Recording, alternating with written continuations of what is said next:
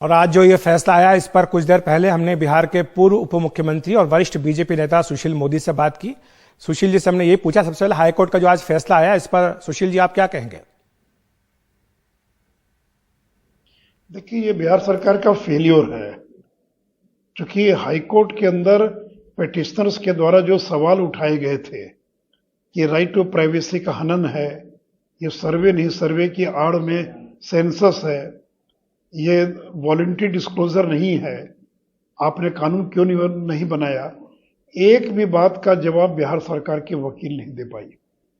तो आज पटना हाईकोर्ट के अंदर जब 2 दिन बहस चली, तो क्यों नहीं दिल्ली से बड़े वकीलों को बुलाया गया, क्यों नहीं जो पिटिशनर के जो प्रश्न थे उसका ठीक प्रकार से जवाब दिया गया। और आज उसका परिणाम ये हुआ है कि जो निर्णय हमारी सरकार ने किया था और आज सरकार की भद पिट गई और जो पूरी की पूरी एक्सरसाइज उस पर एक क्वेश्चन मार्क लग गया। इस पूरे फेल्योर के लिए नीतीश कुमार जिम्मेवार है। उनको पिछड़ों से कोई मतलब नहीं है। जब से राजद के साथ गए तो उनको लगता है कि माई समीकरण हमारे साथ है और हमको तो और किसी के वोट की जरूरत नहीं है। तो चाहे वो अर्बन लोकल बॉडीज में ईबीसी के आरक्षण का मुद्दा हो, चाहे कास्ट सेंसस का मुद्दा हो, इन दोनों मुद्दों पर नीतीश कुमार ने बिहार के पिछड़ों को निराश करने का काम किया है। लेकिन मोदी जी, क्या आज का जो फैसला आया है जातिगत जनगणना की मांग करने वालों के लिए झटका है? क्या अब अन्य राज्य जो हैं या पूरे देश में जो जातिगत जनगणना की बात हो रही थी, कोशिशें हो रही थी, क्या वो अब कामयाब नहीं हो पाएंगे? नहीं, अभी तो देखिए ये तो अंतरिम आदेश है। अब फिर मैंने कहा कि भारतीय जनता पार्टी जातीय गणना के पक्ष में है। जो राज्य सरकार करना चाहे कराए, लेकिन जो सवाल कोर्ट में उठेंगे उसका जवाब तो देना पड़ेगा ना। और ये निर्णय बिहार के अंदर राजद की सरकार का नहीं है, ये बीजेपी जेडीयू की सरकार ने जून महीने में निर्णय लिया, जिस सरकार में बीजेपी शामिल थी। हमारे सम्राट चौधरी सरकार में मंत्री थे उस समय बीजेपी की ओर से। तो इसलिए सरकार जो कोर्ट में अगर कोई बात उठती है तो उसका जवाब देना चाहिए ना, उसका जवाब देना होगा ना। आपके अगर वकील सक्षम नहीं है तो देश के बड़े वकीलों को खड़ा करना चाहिए था, लाना चाहिए था।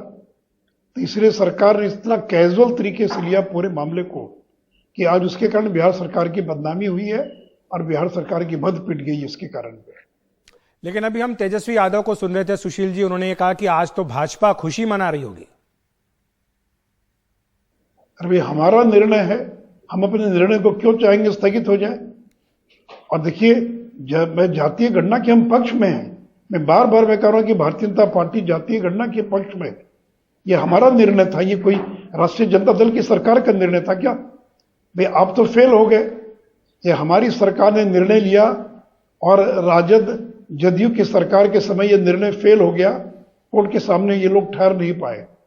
अब 3 जुलाई को इंटरिम स्टे पर बहस होगी और मैं पूरा कोर्ट का जो ऑर्डर देख रहा हूं, तो कोर्ट का तो पूरा एटीट्यूड इसके खिलाफ में है। कोर्ट तो ये कह रहा है कि साहब ये तो सर्वे के नाम पर गणना कर रहे हैं, जातीय गणना कर रहे हैं, जिसका अधिकार इनको नहीं है।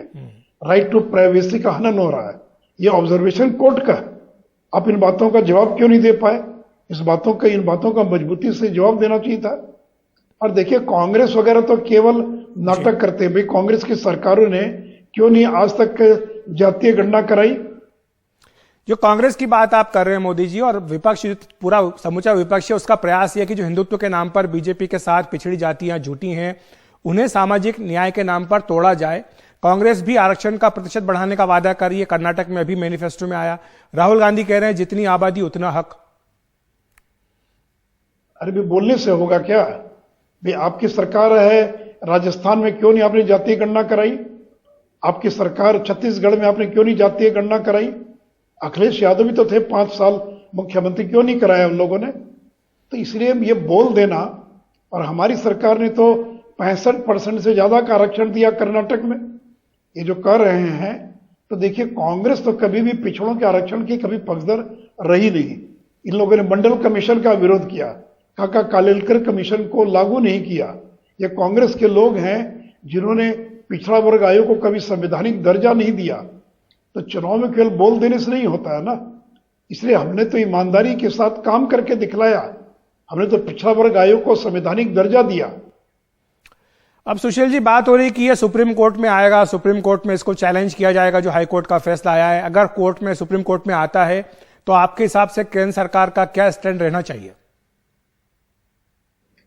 नहीं, इसमें केंद्र सरकार के रुख का विषय नहीं ना है, ये तो बिहार और बाकी का मामला है ना। और केंद्र सरकार का क्या रुख रहेगा वो मैं कैसे बोल सकता बता सकता हूं जी। केंद्र ने कह दिया कि उसके लिए संभव नहीं है जातीय गणना कराना। ये चिदम्बरम का बयान था 2010 में, जब चिदम्बरम देश के गृह मंत्री थे। और अगर अधिकार होता तो आजादी के 70 साल हो गए, आज तक क्यों नहीं 31 के बाद कास्ट सेंसस हुआ देश के अंदर। और जिन राज्यों में कास्ट सेंसस हुआ आज तक वो रिपोर्ट पब्लिक नहीं हुई। सिद्धारमैया की सरकार ने 2015 में कर्नाटक में जातीय गणना कराई थी, कहाँ रिपोर्ट पब्लिक हुई? कहाँ तेलंगाना में जो कास्ट सर्वे हुआ, समग्र कुटुंब सर्वे, आज तक उसकी रिपोर्ट पब्लिक नहीं हुई। जो भारत सरकार में सोशियो इकोनॉमिक कास्ट सर्वे हुआ आज तक उसकी रिपोर्ट पब्लिक नहीं हुई, क्योंकि वो इतना जटिल काम है।